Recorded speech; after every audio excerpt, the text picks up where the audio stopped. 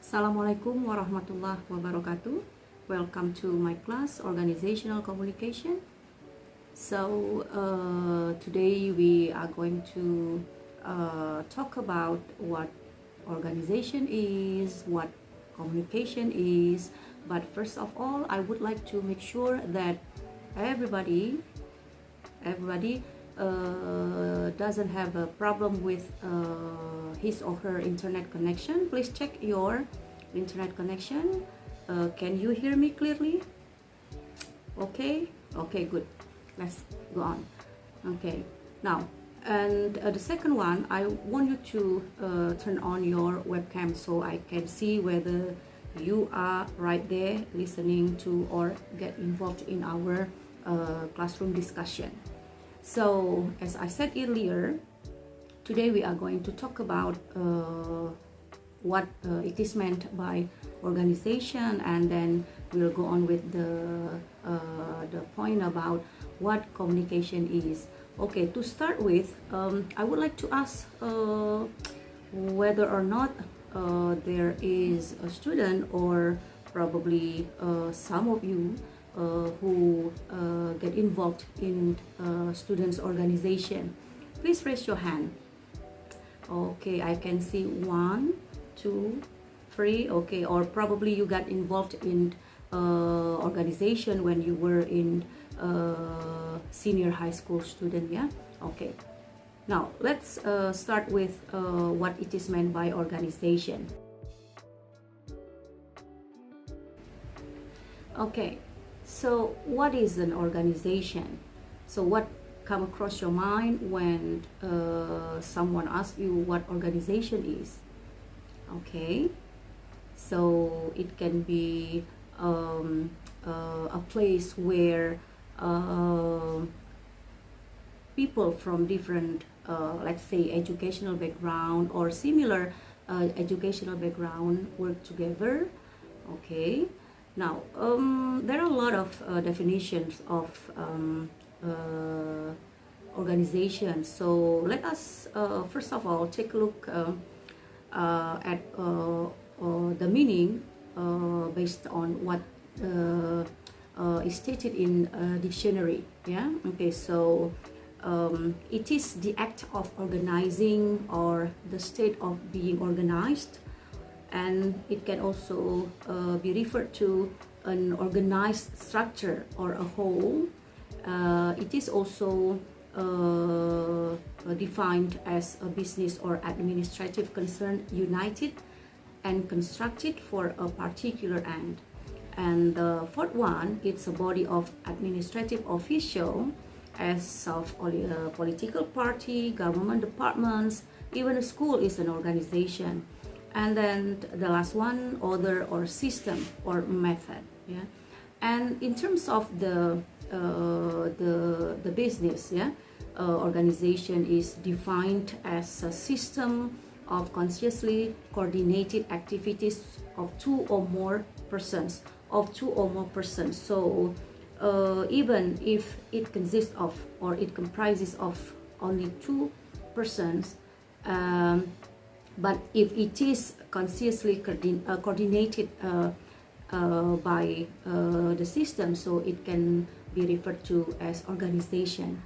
And then another general business definition of organization is that it is accomplishment of an objective, requires collective effort. Man set up an organization designed to coordinate the activities of many persons and to furnish incentive for others to join them for this purpose. The next one, yeah, it's a bit longer one. It is social unit of people, systematically structured and managed to meet a need or to pursue collective goals on a continuing basis. And all organizations have a management structure that determines relationships between functions and positions and subdivides and delegates roles. That's one of the keywords. Responsibilities and authority to carry out defined tasks. Organizations are open systems in that they affect and are affected by the environment beyond their boundaries. So as you see, yeah, there are many definitions of organization. Well, you may have your own definition of organization, yeah, and I would like to hear about that later at the end of our meeting, yeah.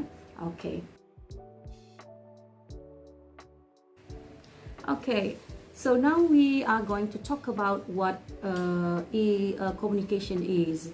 And first and foremost, there is no agreed upon definition of the word communication by various scholars.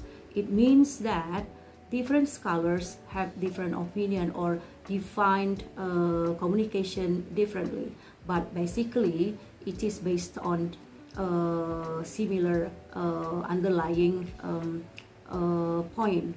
So for example, communication defined as complementary informative processes.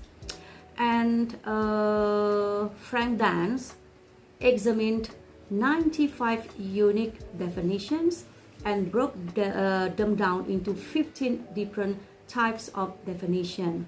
So according to Dance, the communication, the concept of communication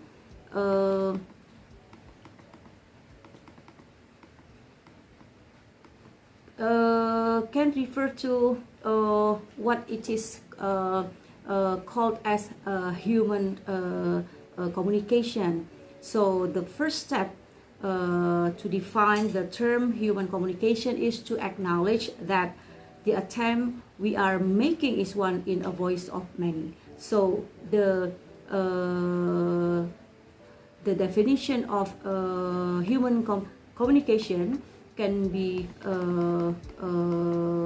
defined as the process whereby one individual or group of individuals attempts to stimulate meaning in the mind of another individual or group of individuals through intentional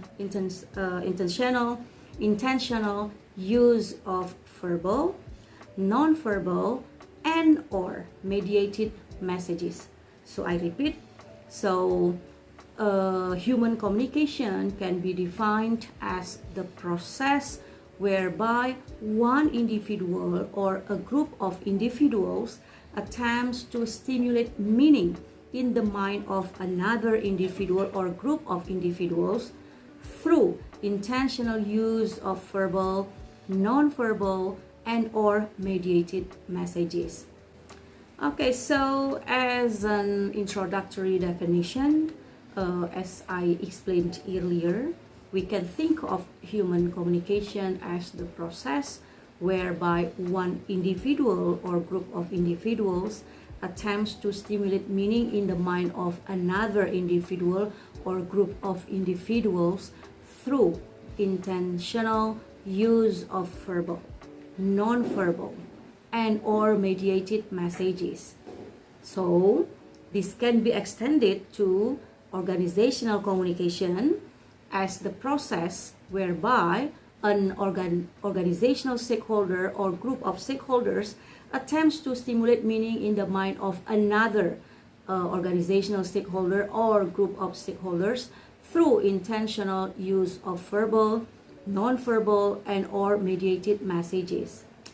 Stakeholder is any person or group that has an interest in the organization. So for example, if we take a school as the organization, so the stakeholder can be let's say the group of parents, and then the community, yeah, and then people from the Dignas, yeah, they can be referred to the stakeholders of school.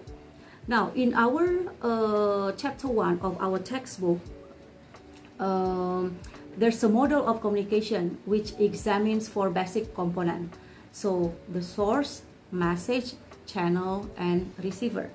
The source of message is the individual or the group originating an idea and attempting to transmit the idea to another person. The second one, message, is the idea that is attempting to be transmitted. The channel, the third one, is the specific method of communication an individual uses to convey specific messages, whether verbal, the use of words, whether non-verbal, communicative characteristic outside the words themselves, and mediated, the use of technology to convey the message. And the last one, the receiver. Receiver is the individual who is targeted for message, who receives the message, and then has to make sense of the message itself. Okay, so you have heard from me. I talk about what organization is, what communication is, as presented in our chapter 1 of Range et al. And I have already shared the textbook with you. Yeah. Now, for your group work, yeah, you can do it asynchronously, yeah, with your group, and then you can post that later on in our e-learning. Yeah, I would like to hear, yeah, from your own perspective. You can refer that to the relevant resources that you may get from the internet, or any other textbooks that are relevant to our topic, yeah, about organization and communication. I want you to give or to cite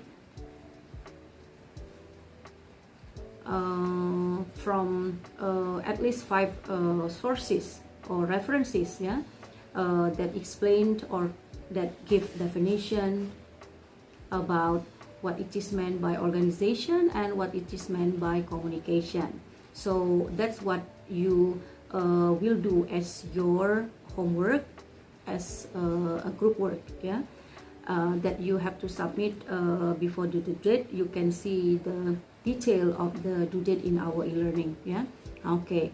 Now for next week, we still talk about organization, but we'll focus on the 4 common organizational types. Yeah, that's the first one.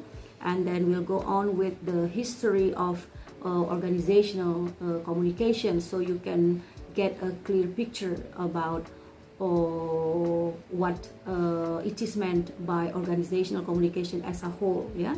Okay. So this is it for our meeting today. If you have any question, you can post that in our WhatsApp group. That is it.